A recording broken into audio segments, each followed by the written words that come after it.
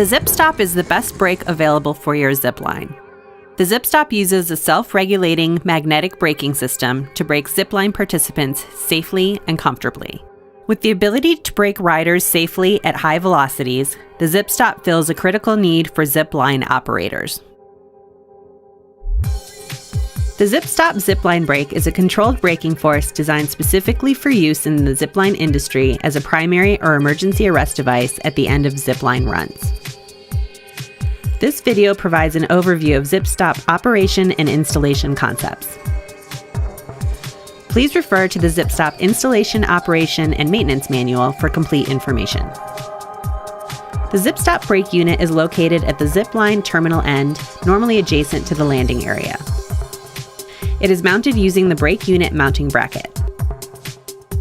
It is connected via a redirection pulley and reduction line system to the zipSTOP brake trolley. The brake trolley is located on the zipline and when idle, will be positioned at the start of the rider arrest zone. The approaching rider trolley contacts the brake trolley, moving it down the zipline. As the brake trolley moves into the arrest zone, it extends the braking line out of the brake unit via the reduction line. As the braking line extends out of the brake unit, the eddy current brake in the brake unit is activated, controlling the rate of deceleration and slowing the rider in a smooth manner.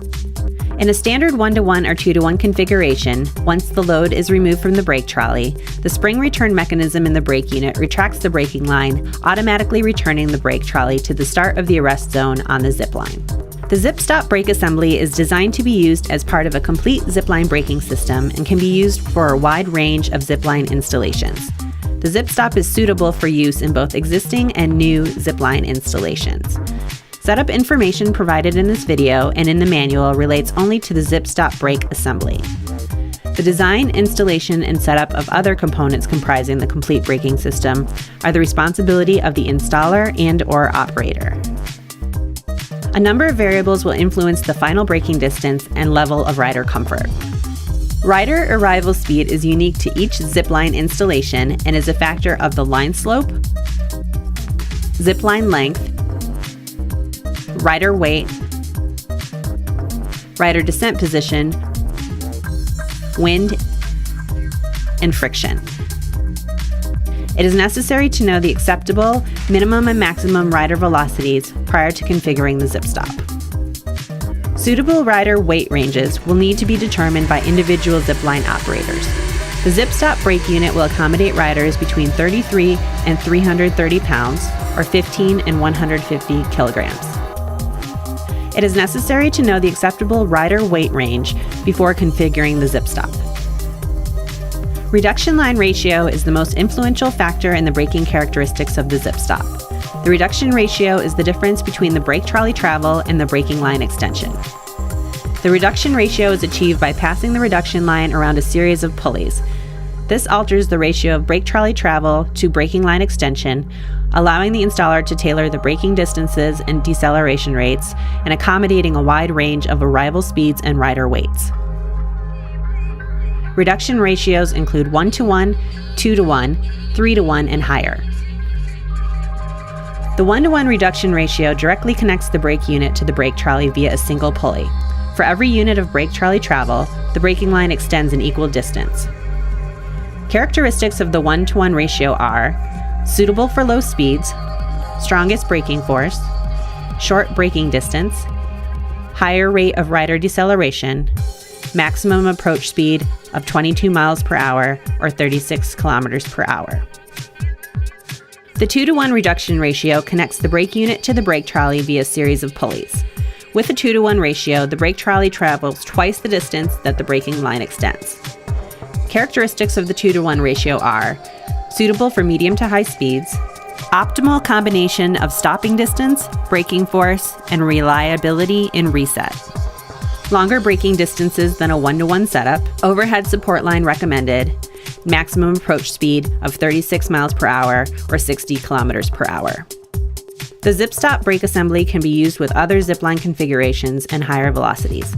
Contact your zipSTOP distributor for more information. 3 configurations at the end of the zipline are possible: positive line slope, flat line slope, and negative line slope.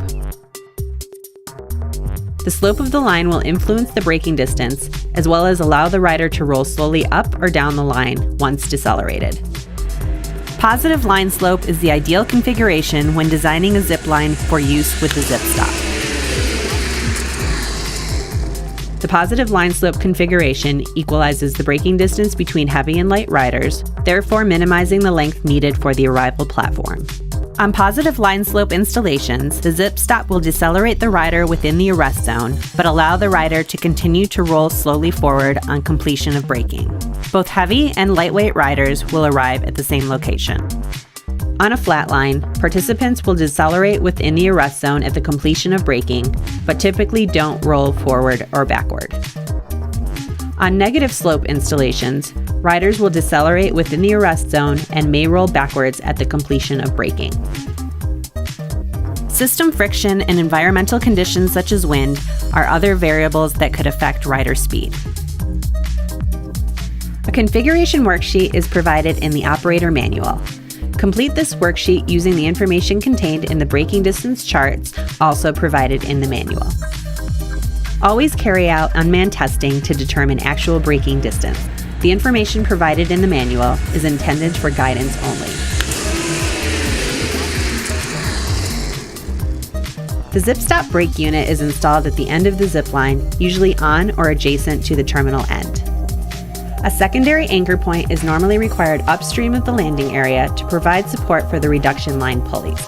The ideal configuration aligns the zipSTOP brake, redirection pulleys, and brake trolley on a single plane.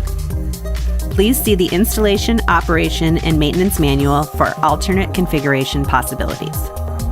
The basic steps to install the brake assembly are: identify your primary and secondary anchor points per the instructions in the operator manual. The primary anchor point provides support for the zipSTOP brake unit. The secondary anchor point provides support for the redirection pulleys, traveler pulley, and hardware used in the reduction line system. Fit the zipSTOP brake unit into the mounting bracket.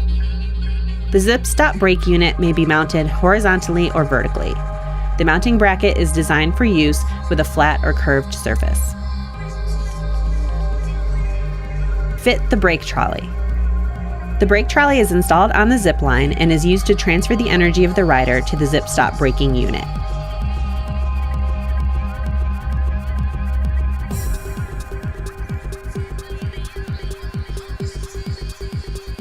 Fit the redirection pulleys and reduction line. The installation of the redirection pulleys and reduction line will vary based on your configuration. Ensure that the reduction lines are routed cleanly and in line through the pulley system to prevent contact with the rider or any surface other than the pulley sheets. Installation tips and safety precautions. Refer to the Installation, Operation, and Maintenance Manual for complete information. Always correctly install, maintain, and operate the zipSTOP brake assembly. Proper design and testing of the complete brake system is always required. Always operate the zipSTOP brake assembly with an emergency arrest device system active. Always use the correct zipSTOP brake trolley. Avoid contact between the rider and rider trolley and/or brake trolley. Ensure all cables, attachment lines, and pulleys are correctly attached and maintained. Ensure that the brake trolley always resets to the start of the arrest zone and that the zipSTOP braking line is fully retracted into the brake unit at brake initiation. If problems occur during operation, check the troubleshooting guide provided in the operator manual. Recertification and maintenance. The zipSTOP brake unit, braking line, brake trolley, reduction lines, and associated pulleys must be inspected on a daily basis for condition and correct operation. Please see the Installation, Operation, and Maintenance Manual for complete inspection procedures. Annual recertification is required for the brake unit. The unit must be returned to an authorized service center prior to the next recertification required date on the certification label. For more information on recertification, visit thezipshop.com and select Recertification.